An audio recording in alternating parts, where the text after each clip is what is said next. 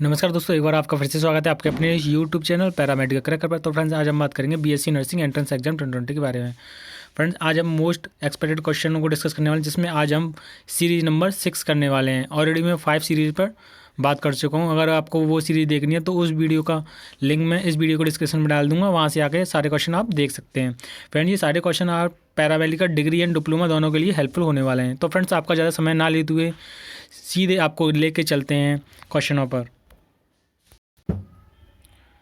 तो फ्रेंड्स, आज का आपका क्वेश्चन है वो है आपका, निम्नलिखित में से नियततापी प्राणी कौन है? इनमें से नियततापी बताना है आपको कौन सा, शार्क, सांप और चमगादड़ या छपकली।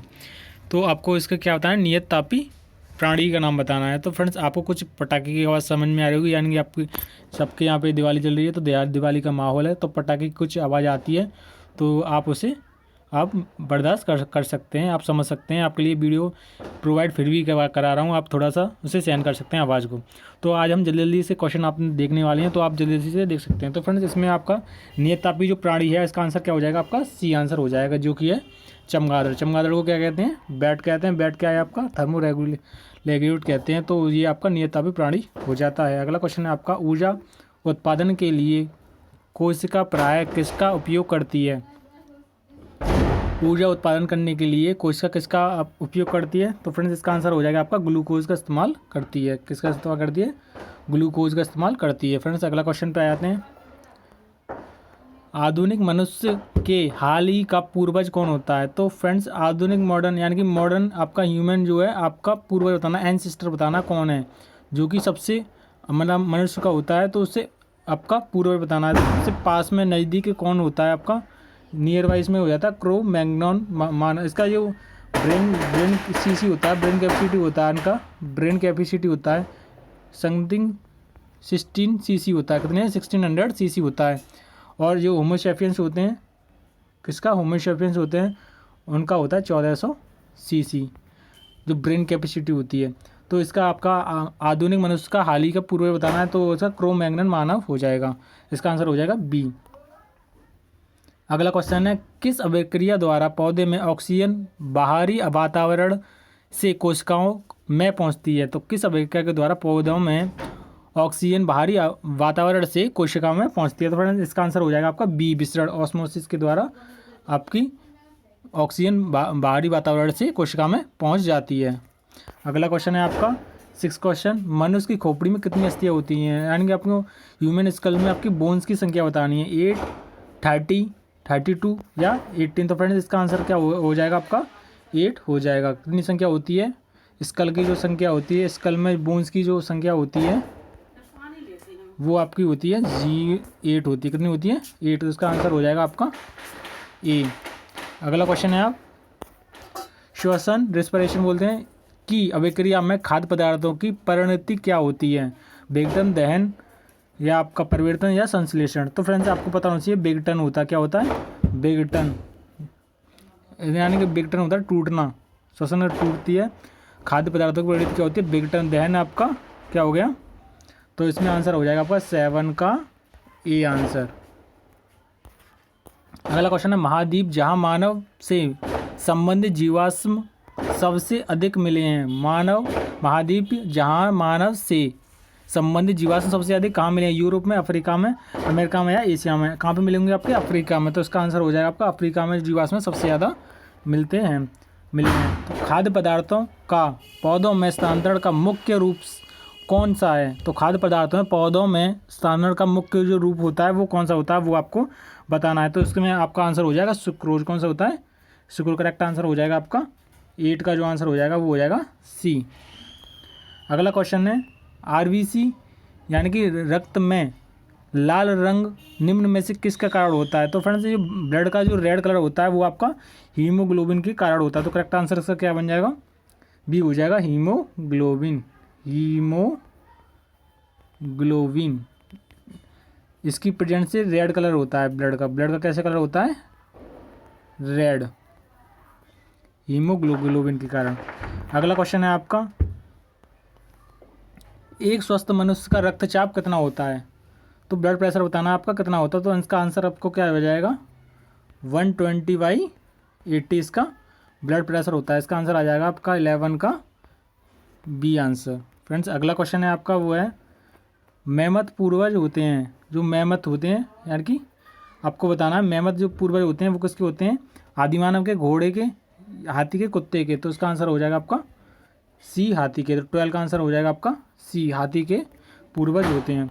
अगला क्वेश्चन है मनुष्य के मस्तिष्क की बाहरी झिल्ली क्या होती है। तो आपकी बाहरी जो कवर होता है आपका ब्रेन का, तो उसको हम क्या कहते हैं, पिया मैटर, मीटर, ड्यूरा मैटर या एक्नोइड मैटर। तो फ्रेंड्स आपका सी आना चाहिए।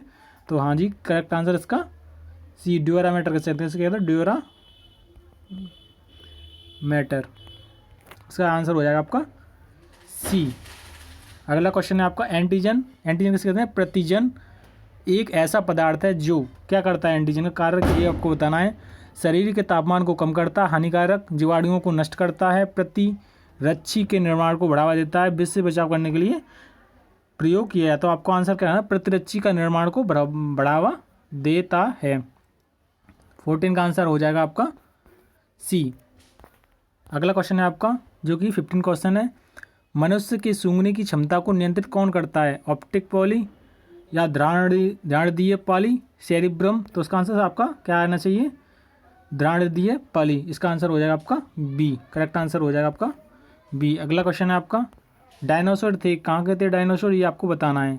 सीनोजोइक सरीसृप, मीजोजोइक सरीसृप थे, मीजोजोइक पक्षी थे, तो क्या थे, इसका आंसर हो जाएगा मीजोजोइक रिप्टाइल थे। वो क्या थे, मीजोजोइक आपके इराके थे, और ये क्या थे, रिप्टाइल थे। डायनासोर क्या है, रिप्टाइल के बाद रिप्टाइल से क्या बने थे, ये डायनासोर बने थे जो कि मीसोजोइक के थे, मीसोजोइक एरा के पीरियड जो था वो। मनुष्य की बुद्धि एवं चतुराई का केंद्र क्या होता है। तो मनुष्य की बुद्धि और चतुराई का केंद्र क्या होता है, cerebellum, hypothalamus, cerebrum, spinal cord. तो इसका आंसर सेरिब्रम आना चाहिए। क्या आना चाहिए आपका, तो 17 का आंसर जो बनेगा वो बनेगा सी। सेरिब्रम को ही क्या कहते हैं, सेंट्रल मतलब मनुष्य की में बुद्धि एवं चतुराई का केंद्र कहते हैं सेरिब्रम को। अगला क्वेश्चन है वो है आपका घटपाणी के निम्नलिखित भागों में कौन सा एक घट के रूप में रूपांतरित होता है। घटपाणी के निम्नलिखित भागों में कौन सा एक घट में रूपांतरित होता है, स्तंभ, पत्ता, अनुपर्ण या पर्णवृत्त। तो फ्रेंड्स इसका आंसर हो जाएगा आपका सी, अनुपर्ण होता है। क्या होता है, अनुपर्ण। अगला क्वेश्चन है आपका रक्त में ग्लूकोज की मात्रा नियंत्रित कौन करता है। रक्त में ग्लूकोज की मात्रा नियंत्रित कौन करता है, सोमेटोस्टेनिन के कारण, ग्लूकोगन के कारण, गैस्ट्रिन के कारण, इंसुलिन के कारण। तो फ्रेंड्स इसका आंसर आपको दिखाई दे रहा है डी आंसर। तो रक्त में ग्लूकोज की मात्रा का नियंत्रण करता है वो करता है आपका इंसुलिन के कारण नियंत्रित रहता है। किसके कारण रहता है नियंत्रित, इंसुलिन के कारण। करेक्ट आंसर हो जाएगा आपका 19 का डी।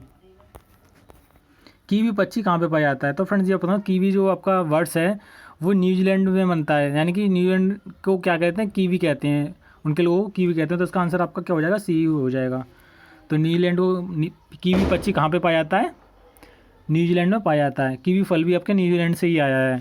तो आप ऐसे करके इसे याद कर सकते हैं। तो 20 का आंसर हो जाएगा आपका सी। अगला क्वेश्चन है आपका ऑक्सीजन क्या है, वसा है, कार्बोहाइड्रेट है, एंजाइम है, हार्मोन है।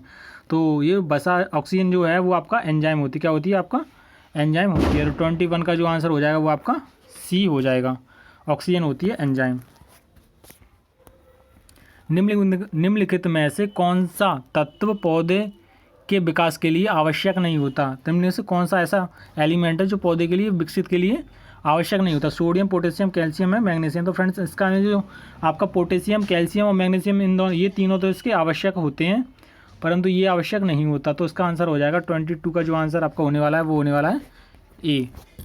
अगला क्वेश्चन है आपका 23 क्वेश्चन, जैव प्रक्रम के अंतर्गत कौन आता है। जैव प्रक्रम के अंतर्गत कौन आता है, पोषण, उत्सर्जन या श्रवण या सभी। तो इसका आंसर आपका क्या हो जाएगा, जैव प्रक्रम के अंतर्गत सारे ये फंक्शन आते हैं, तो ये सभी हो जाएगा, यानी कि ये तीनों हो जाएंगे। अगला क्वेश्चन है आपका कौन सा पक्षी उड़ नहीं सकता। तो मोर उड़ सकता है, बतख उड़ सकता है, स्ट्रॉक या ईमू। तो इसका आंसर आना चाहिए आपका डी आना चाहिए। कौन सा आना चाहिए, ईमू है वो पक्षी है, वो फ्लैटलेस होता है। कैसा होता है ईमू पक्षी, ईमू कैसा होता है, फ्लैटलेस पक्षी होता है, फ्लैटलेस बर्ड्स है। और क्या है आपका ऑस्ट्रिच भी है, क्या है ऑस्ट्रिच भी है, ऑस्ट्रिच भी है साथ में। तो इसका आंसर आप याद रखेंगे ईमू है वो फ्लैटलेस वर्ड्स के अंतर्गत आता है। गोबर छत्ता किसके अंतर्गत आता है? परजीवी, स्वपोषी, मृतजीवी या परासरणी? तो फ्रेंड्स इसका आंसर आ जाएगा आपका मृतजीवी। जो गोबर छत्ता किसके कारण होता है? मृतजीवी को क्या कहते हैं? शायद स्पैरोफाइट कहते हैं, क्या कहते हैं? स्पैरोफाइट। आप चेक कर लेना इसको क्या कहते हैं इंग्लिश में। अगला क्वेश्चन है आपका, कॉर्क निम्नलिखित में से किस पेड़ से प्राप्त की जाती है? तो कॉर्क निम्नलिखित में से किस पेड़ से प्राप्त की जाती है? तो डवर्जिया, सीड्रा, कुबेरकस। तो यही आंसर हो जाए आपका, क्या हो जाएगा? इसका आंसर होने वाला है आपका कुबेरकस। तो जो कॉर्क निम्नलिखित में से किस पेड़ से प्राप्त की जाती है? कुबेरकस। तो इसका आंसर हो जाएगा आपका 26 का आंसर हो जाएगा आपका सी। अगला क्वेश्चन है, वायुमंडल में सामान्यतः CO2 पाया जाता है। CO2 आपका कितने % पाया जाता है? ये आपका क्या है? नाइट्रोजन है, ये आपका नाइट्रोजन है, ये आपका क्या है? ऑक्सीजन है CO2, और ये आपका ये कार्बन डाइऑक्साइड, ये क्या है आपका? CO2। तो इसका आंसर आपका डी होना चाहिए। तो आप इसका करेक्ट आंसर हो जाएगा डी। तो ये CO2 की जो मात्रा रहती है वो रहती है 0.03% एटमॉस्फेयर में। अगला क्वेश्चन है आपका, अधिरक्तस्राव है। अधिरक्तस्राव इनमें से क्या है? एक जीवाणु घटित रोग है, एक विषाणु घटित रोग है, या एक प्रदूषण घटित रोग है, या एक अनुवांशिक आपका विकर में एंजाइम होता है। तो इसका आंसर है एक अनुवांशिक विकर होता है। ये अनुवांशिक रोग होता है। अधिरक्तस्राव होता है वो क्या होता है? जेनेटिक डिसऑर्डर होता है। क्या होता है? Genetic disorder. इसका आंसर हो जाएगा आपका डी। अगला क्वेश्चन है आपका 29, छाया में पनपने वाले पौधे को क्या कहते हैं? जो छाया के अंदर आते हैं उन्हें हम क्या कहते हैं? हेलियोफाइट, थियोफाइट या सियोकाइट्स? इनमें से कोई नहीं। तो इसका आंसर सियोकाइट्स कहते हैं। जो आपका छाया में यानी कि जो शैडो होती है पेड़ की छाया में जो होते हैं उसे हम क्या कहते हैं? सियोकाइट्स। तो 29 का आपका आंसर हो जाएगा, वो हो जाएगा सी। अगला क्वेश्चन है, डेलवर्जिया जाति निम्नलिखित में से किस से संबंधित है? तो डेलवर्जिया जो जाति होती है स्पीसीज निम्नलिखित से किस में से? काजू, कॉफ़ी, चाय या शीशम? तो आप इसे याद रखेंगे, जो डेलवर्जिया जो स्पीसीज होती है वो आपकी किससे रिलेटेड होती है? वो शीशम से होती है। तो 30 का जो आंसर होने वाला है वो आपका क्या होने वाला है? डी ऑप्शन होने वाला है, शीशम। क्या है? किससे होती है? शीशम। अगला क्वेश्चन है, मनुष्य में मुख्य श्वसन अंग क्या है? तो उनमें से श्वसन अंग आपको बताना है। इजी क्वेश्चन, इंपोर्टेंट क्वेश्चन है, आप इसे इंपोर्टेंट लगा लें। फेफड़ा, नाक, ट्रैकिया या क्लोम? तो इसका आंसर आपको पता होना चाहिए। फेफड़े से ही क्या करते हैं? श्वसन करते हैं, लंग्स से। तो इसका आंसर हो जाएगा आपका लंग्स। करेक्ट आंसर हो जाएगा इसका 31 का ए। अगला क्वेश्चन है 32, मानव रक्तदान के लिए कौन सा रक्त समूह सार्वत्रिक दाता होता है? तो यूनिवर्सल डोनर बताना है आपको, यूनिवर्सल डोनर बताना है। तो इसका आंसर आपको क्या होना चाहिए? ओ होना चाहिए। क्या होना चाहिए? ओ। जो ओ ग्रुप होता है, ये क्या होता है? यूनिवर्सल डोनर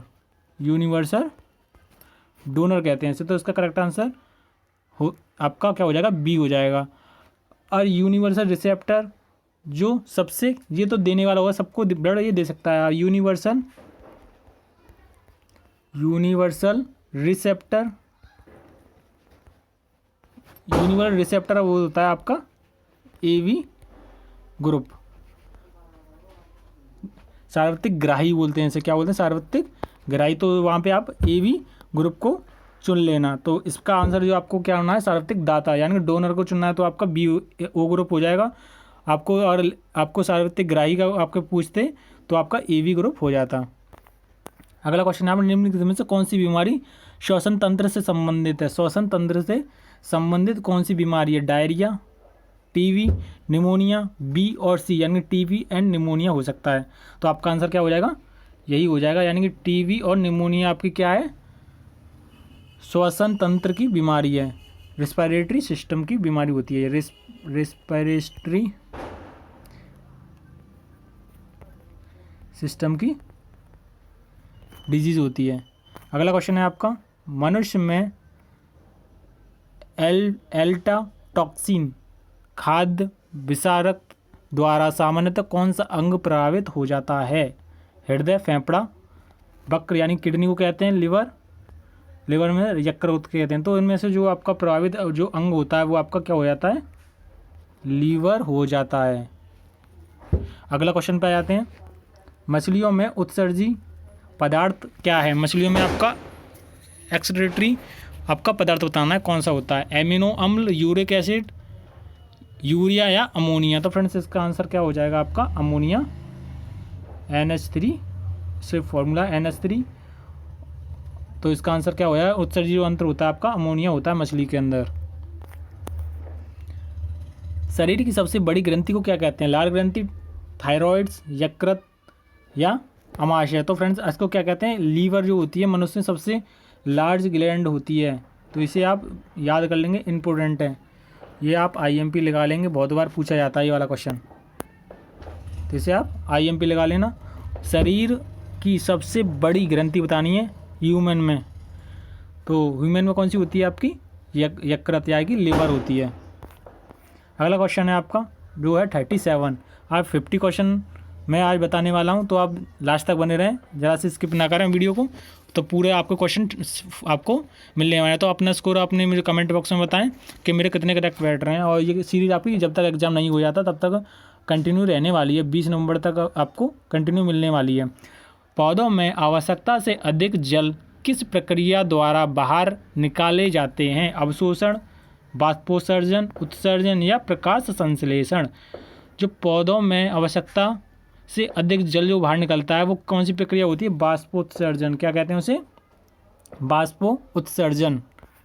अगला क्वेश्चन है आपका, जापानी इंसेफ्लाइटिस का कारण आपको कारक बताना है। जापानी इंसेफ्लाइटिस जीवाणु, विषाणु, प्रोटोजोआ, फफूंद? तो आपका इसका जो होता है वो क्या होता है आपका, वायरस होता है। जापानी इंसेफ्लाइटिस जो रोग होता है वो किसके कारण होता है? वायरस के कारण होता है। फेफड़ा का जो आकार होता है वो कैसा होता है? गोलाकार, बेलनाकार, शंक्वाकार या अंडाकार? आपको लंग्स देखे होंगे तो उसका आपको आकार बताना है, तो कैसा होता है? उसका आकार जो होता है शंक्वाकार होता है। कैसा होता है? शंक्वाकार होता है। यानी कि आपको कौन बोल सकते हैं, कौन टाइप से होता है शंक्वाकार। मनुष्य में मादा जनन अंग से किस हार्मोन का स्राव होता है? यानी कि आपको बताना, मनुष्य में मादा यानी कि फीमेल जेनाइटल ऑर्गन में से कौन सा हार्मोन सीक्रेट होता है ये बताना है। आपको बताना है एंड्रोजन, प्रोजेस्टेरोन, रिलैक्सिन, सभी कथन सत्य हैं। तो फ्रेंड्स ये एस्ट्रोजन होता है, ये आपका प्रोजेस्टेरोन और रिलैक्सिन तीनों आने वाला है, ये सब फीमेल हार्मोन होते हैं। तो इसका आंसर आपका डी आना चाहिए। तो करेक्ट आंसर चेक कर लेते हैं, सॉरी इसका आंसर रिलैक्सिन है, इसका डी होना चाहिए पर इसमें दे रखा है सी। चलो फिलहाल में इसका रिलैक्सिन इसका आंसर मान लेते हैं, रिलैक्सिन, प्रोजेस्टेरोन और एस्ट्रोजन। तो अभी फिलहाल में इसका 40 का आंसर आपको करेक्ट क्या होने वाला है, सी होने वाला है। अगला क्वेश्चन पे आ जाते हैं जो कि है 41 क्वेश्चन। निम्नलिखित युग्म में से कौन सा सुमेलित नहीं है? आपको मैच करना है, इनमें से कौन सा मैच नहीं होना? थायमिन वेरी वेरी, विटामिन डी सूखा रोग, विटामिन के बंध्यापन और नियासिन पेलेग्रा? तो फ्रेंड्स इसका आंसर आपका विटामिन के आएगा, बंध्यापन ये आपका रॉन्ग है, ये सारे आपके करेक्ट हैं। अगला क्वेश्चन है 42 क्वेश्चन। मनुष्य में ऐच्छिक गतियों को नियंत्रित करने किसके द्वारा कौन नियंत्रित करता है? ऐच्छिक यानी कि वॉलंटरी जो मूवमेंट होते हैं, एक होती है involuntary movement, cerebellum, thyroid, cerebellum या आपका निम्न में से कोई नहीं। तो इसमें से मनुष्य में ऐच्छिक गतियों का नियंत्रण किसके द्वारा होता है? वो होता है आपका सेरिब्रम के द्वारा। करेक्ट आंसर 42 का ए हो जाएगा। 43 क्वेश्चन। पीयूष ग्रंथि शरीर में किस स्थान पर पाई जाती है? हृदय के आधार पर, मस्तिष्क के आधार पर, गर्दन में, या उदर में।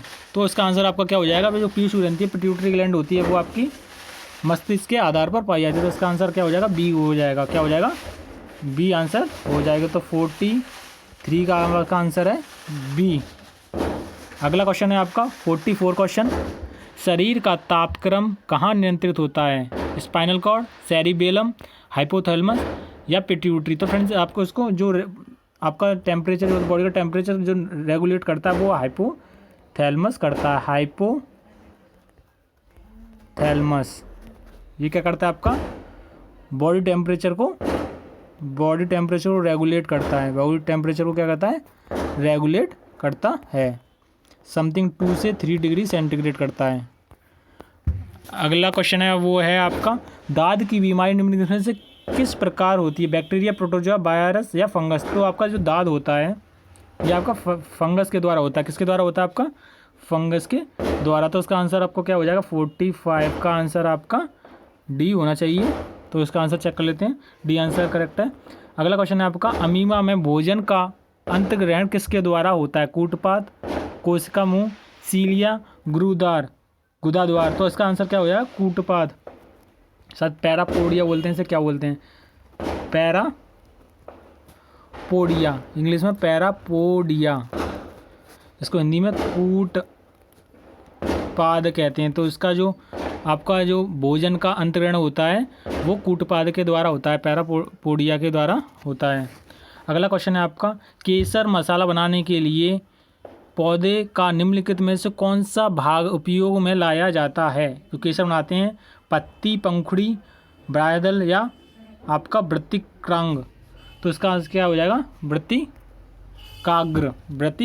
इसका केसर के जो मसाले बनाते हैं तो वृत्तिकाग्र यूज करते हैं। निम्नलिखित में से कौन सा एंजाइम लार में पाया था? आपको बताना है। लार में से इंपोर्टेंट आप इस क्वेश्चन को लगा सकते हैं। तो इंपोर्टेंट आप इस क्वेश्चन को लगा लें, बहुत इंपोर्टेंट क्वेश्चन है। जो लार में पाया जाता है कौन सा? पेप्सिन, ट्रिप्सिन, टाइलिन या आपका कौन सा है? काइमोट्रिप्सिन। तो जो आपका लार में पाया जाता है वो पाया जाता है आपका टाइलिन। इंपोर्टेंट आप इसे लगा लेंगे, इंपोर्टेंट क्वेश्चन लगा लेंगे। फुहारा किस सिद्धांत पर काम करता है? जो फुहारा होता है किस सिद्धांत पर काम करता है? केस का सिद्धांत पर, बर्नौली सिद्धांत पर, न्यूटन के सिद्धांत पर या हैग्रो के सिद्धांत पर? बर्नौली के सिद्धांत पर होना चाहिए। तो करेक्ट आंसर क्या होगा? बी। जो फुहारा होता है आपका बर्नौली थ्योरी होती है, बर्नौली सिद्धांत होता है, उसके आधार पर कार्य करता है। ये इंपॉर्टेंट है, फिजिक्स का क्वेश्चन आप याद कर सकते हैं थ्योरी का। आज का लास्ट क्वेश्चन है आपका 50 क्वेश्चन इंपॉर्टेंट है। फ्रेंड्स आपको ये सारे क्वेश्चन अच्छे लगे तो मेरे वीडियो को लाइक करें, ज़्यादा से ज़्यादा फ्रेंडों में शेयर करें तो उनको कुछ हेल्प मिल सके। तो आज का लास्ट क्वेश्चन के साथ हम इस वीडियो को समाप्त करते हैं। अगली सीरीज हम जल्द लेने वाले हैं, तो चलिए चैनल को सब्सक्राइब करके रखें और वीडियो को तुरंत ही लाइक कर दिया करें। पौधों को नाम देने वाले विज्ञान क्या कहलाता है? जो पौधों को जो नाम देते हैं, नामकरण, वर्गीकरण की पहचान या वर्गीकरण। पौधों को नाम देने वाले विज्ञान क्या कहलाता है? तो आपका वर्गीकरण कहलाया जाता है, टैक्सोनॉमी कहा जाता है। उसे क्या कहते हैं हम? टैक्सोनॉमी। तो इसका आंसर हो जाएगा आपका 50 का बी आंसर हो जाएगा, वर्गीकरण। तो आपको फ्रेंड्स क्वेश्चन कैसे लगे? Thanks for watching and subscribe my channel. Take care, bye bye.